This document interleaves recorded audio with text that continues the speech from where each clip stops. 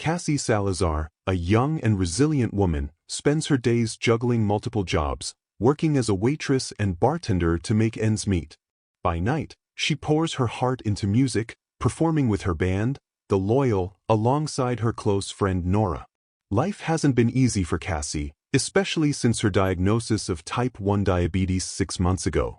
The cost of insulin is a constant battle, and every dollar she earns is stretched thin. One fateful evening at the bar, Cassie crosses paths with a group of Marines preparing to deploy to Iraq.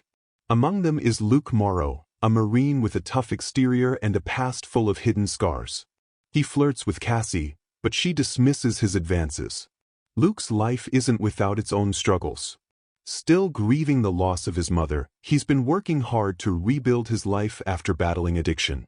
Even though he's been clean for 2 years, the shadow of his past looms large. He owes $15,000 to a dangerous dealer named Jono. Complicating matters further, Luke's relationship with his family is strained, leaving him without support in his darkest moments.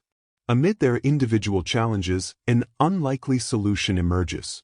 Cassie, desperate for healthcare, proposes a marriage of convenience, not to Luke initially, but to Frankie, a childhood friend and one of Luke's Marine comrades.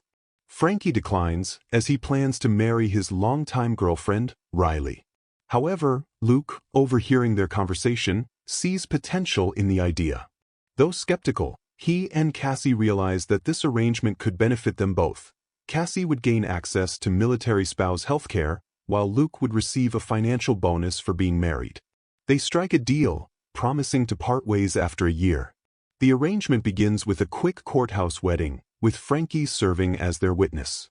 Frankie lends Cassie a meaningful ring, one he planned to give Riley, trusting her to keep it safe.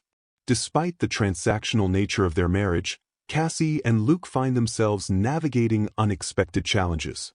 At a celebratory outing with Luke's Marine friends, tensions flare between Cassie and another Marine, Armando, over insensitive comments. The clash forces Luke and Cassie to feign a bond for the sake of appearances, but their private conversations reveal deeper fears and vulnerabilities. As Luke deploys, Cassie receives contact information for Luke's estranged family, just in case. What begins as a relationship of convenience soon grows more complex. Through emails and video calls, their connection deepens, with Cassie even penning a heartfelt song, "Come Back Home," for the Marines. The song strikes a chord with listeners, going viral and earning Cassie newfound recognition. One evening during a performance, Cassie receives devastating news. Luke has been gravely injured by an IED explosion and is being sent back home. While trying to reach out to Luke's brother, she mistakenly contacts their father, a retired MP Marine officer. This infuriates Luke, who fears his father might expose their secret. The situation becomes even heavier when it's revealed that Frankie has been killed in action.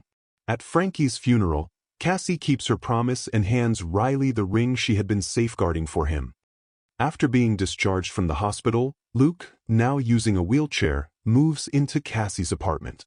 Despite their challenges, Luke fashions a wedding ring for Cassie using his dog tag chain, symbolizing their bond.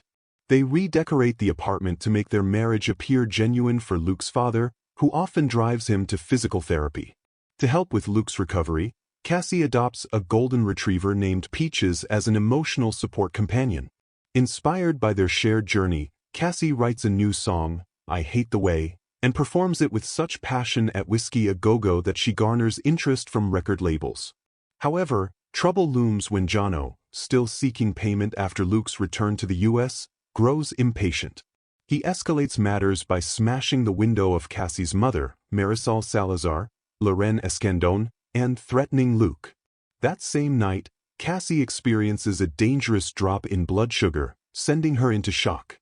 Luke steps in to save her, and their shared moment leads to an emotional kiss. The next day, Luke confronts Jono, beats him up, pays him off, and warns him to stay away. In retaliation, Jono exposes Luke's past to Cassie's mother. Confronted by Cassie, Luke admits he once stole his father's $50,000 car to sell but ended up wrecking it, forcing him to borrow money from Jono to make amends. Heartbroken by his deception, Cassie demands a divorce and insists he leave her apartment by the next day. Things take a darker turn when military police detain Luke after Jono reports their fraudulent marriage. Luke's father calls Cassie to inform her of the charges and the upcoming trial. At the trial, Luke takes full responsibility for the fraudulent marriage, claiming Cassie was unaware of the law violation. Despite his honesty, he is sentenced to 6 months in the brig and receives a bad conduct discharge.